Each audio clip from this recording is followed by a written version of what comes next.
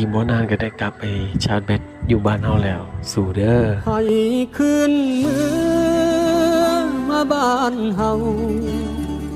มาเบิ่งผู้เฒ่าเพิ่นของพาลูกหลาน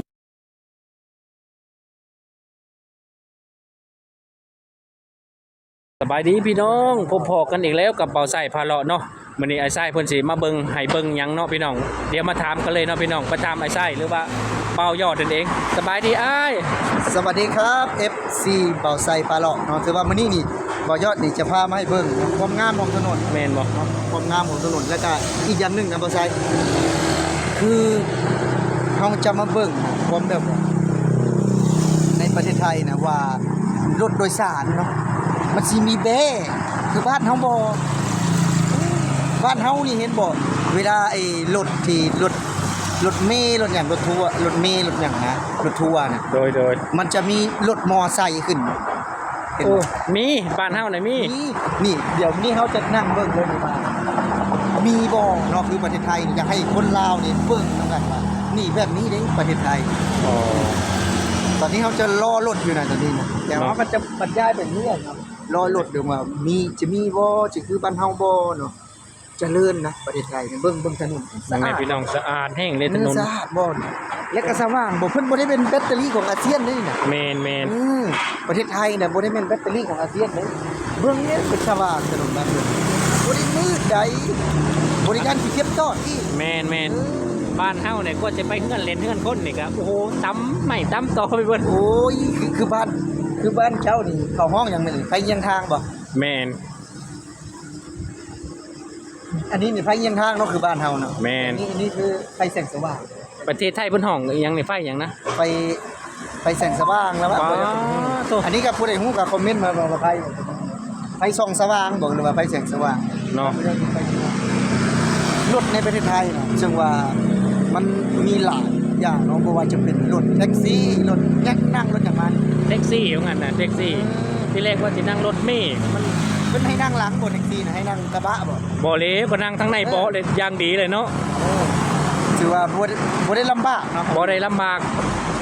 ไปง่ายมากง่ายประเทศไทยนี่พี่น้อง มีแก๊ปมีรถดินมอไซค์มีอย่างหลายอย่างนะ มีครบประเทศไทยนะ เอาสมมุติว่าบัดเมื่อได้เสียนั่นบ่บัดเมื่อ เมื่อใช้ละบ้านเฮาบ่คือได้ เมื่อ นะ บ้านเฮาได้เฮ็ดไปได้ก็จำเป็นขี่บ่หรือว่ามันบ่มีรถบ่อยู่บ้านเฮา ห่วยต้องเฮาถามว่ามีรถบ่กับถามว่ามีแต่ว่า มันต้องเป็นเวลาแบบนี้ ต้องเป็นเวลาเฮาต้องการอยากเมื่อคือจังซี่อยากเมื่อบ้านแห้ง อ จั ยาก งซี่ เมื่อบ้านแห้ง แม่น เป็นหยังคือบ่ท่าบ่มีรถบ่มันมีคั ก็ นเดียว ถาม นะ ว่ามีรถก็ถือว่ารถหลายบ่ก็ถามว่ามีอยู่แต่ว่าหรือว่ามันหน่อยบ่ก็บ่ฮู้คือกันเนาะ มันต้องเมื่อตามเวลาแบบนี้นะ แม่นตามเวลาบ้านเฮาเนาะบ่แม่นเวลาบ้านเฮาบ่แม่นว่าออกจากคิวเมื่อเลยได้บ่แม่นได้ ไปรับกับคนอีก แม่นไปตะเวนเลาะหาคนจังว่าออก8:00 นกว่าจะได้ออกจากพื้นที่นั่น9:00 นเช้า โอ้ คือว่าประเทศไทยออก8:00 นคือยิ่งตรงเลยยาวเลยนั่นนะประเทศไทยเพิ่นโอ้สุดยอดพี่น้องเวลาคือเวลา มีหลายรถนี่แท็กซี่เนี่ยมัน แม่นแม่นบ่ อันนี้ก็เป็นรถรับคนนี่ด้วย แม่นนี่คือแท็กซี่นี่ นี่คือแท็กซี่เนาะบ่ว่าจะเป็นแท็กซี่วินมอไซค์ง่ายเนาะ ง่าย แม่นว่านั่นแล้วก็ประเทศไทยนี่เวลาขนส่งบ่ได้คือบ้านเฮาได้ บ่แม่นบ่คือ บ่ได้มีแบ่บ้านเฮานี่มีฮอดรถมอไซค์บ่ได้ขึ้นเทิงเนาะ แม่นหลังคานี่ยันแต่บ่ได้ของยันแต่บ่ได้เงินบ้านเฮาเอาง่ายไป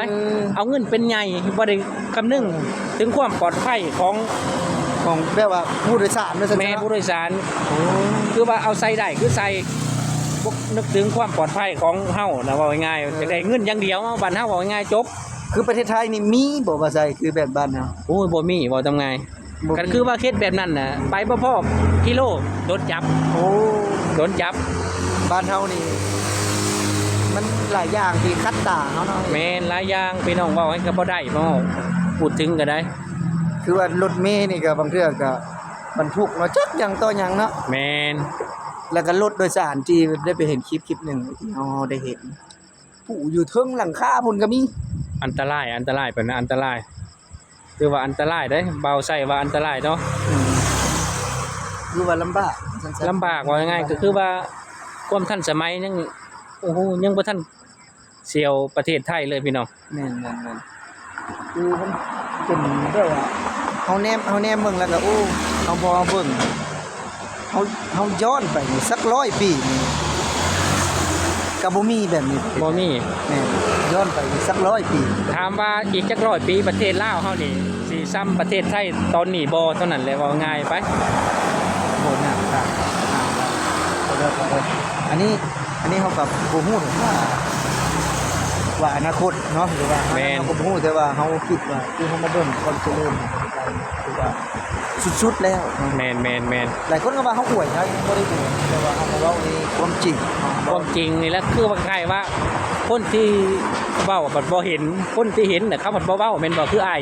บ่าวยอดไปนี่นี่คือจังนี่ถนนหนทางนี่คือสะอาดสวยงดงามคือพี่น้องนี่คือว่าฮอดบ่มีฮอดใบไม้พี่น้อง สงกรานต์นี่เบิ่งนี่ เบิ่งนี่บ่สงกรานต์กำลังแล้วเมื่อวานเนาะพี่น้องว่าง่ายเมื่อวาน2 วันก่อนนะว่าง่ายนี่คือเพิ่นทำความสะอาดแล้วพี่น้องนี่เบิ่งเอาถนนหนทางจังซี่เนาะกลางค่ำกลางคืนโอ้ย เพิ่นบ่ได้มีคลองแล้วเพิ่นขุดหลุมแบบนั้นเดียว แม่นนี่ตัวพี่น้อง เดี๋ยวเขาจะพาไปเบิ่งเป็นบ่ข้างหน้านี่แบบนี้เลยสิเพิ่นจะพุทธบ้านเวลาใกล้โรงเรียนเนาะมันจะได้กั้นเลย อันนี้พูดบาทนี่นอนก็ได้ข่อยบ้านนี่บ่ยอน เพิ่นปลูกกะโหลอยู่นี่น่ะ โอ้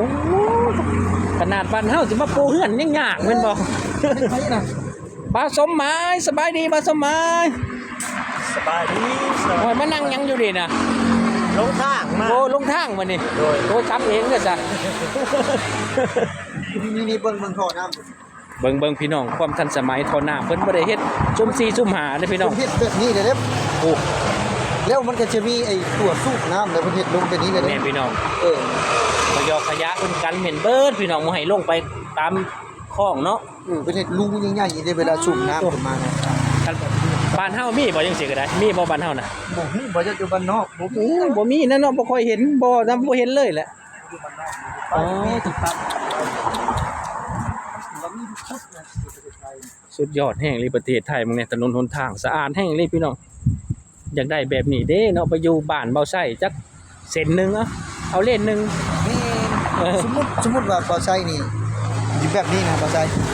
ถ้าพับไปได้อยู่คืออยู่บ้านนี่จะเอาไป เอาไปกันภาพได้สิขอเพิ่น พับเป็นคือซ่าหนึ่ง แม่นคือผ้าห่มผ้าหยังไปนี่ สิพับไปอยู่บ้านเฮาเลย แม่นสิพับไปโลดแล้วเพิ่นจับก็สิยอมแล้วจะใกล้มาอยู่ประเทศเฮาเด้ คือตอนอยู่บ้านนี่ได้เห็นบนถนน บ่เห็นแต่เต็นแต่กันดินแดงหยังวะดินแดง บ่มีถนนนี่ บ่มีกับถนนแบบนี้บ่มีพี่น้องความสะอาดกับถนนเบิ่งเอาบ่มีแบบนี้นะคันบ่มาประเทศไทยก็บ่เห็นแบบนี้เว้าตามตรงเว้าแบบเบิดเปลือกเลยพี่น้องบ่ได้อวยประเทศเพิ่นอ้าวสิพาไปไสเบิ่งหยังต่ออีกบัดนี้ พาเลาะเนาะพาเบิ่งความงาม เบิ่งความงามแสงสีกลางคืนเนาะ อันนี้เพิ่นห้องเส้นหยังอันนี้ทางมาลายบ่ นี่คือว่าเส้นก็แม่นบ่ใช้อยู่แถวบ่ใช้อยู่เนี่ยเพิ่นเอิ้นถนนมาลาย นี่ แมนนี่คือว่าคนสีขามไปฟังนั่นเนาะนี่เบิ้งพี่น้องนี่เบิ้งเอานี่อ้าวพี่น้องว่าใส่จบคลิปไว้เพียงจำนี้เนาะไปชอบเบาใส่กดไลค์กดแชร์กดติดตามให้เป็นกำลังใจให้เบาใส่ในเด้อเดี๋ยวเบาใส่จะจบคลิปไว้เพียงจำนี้กราบคำว่าสำบายดีทุกคน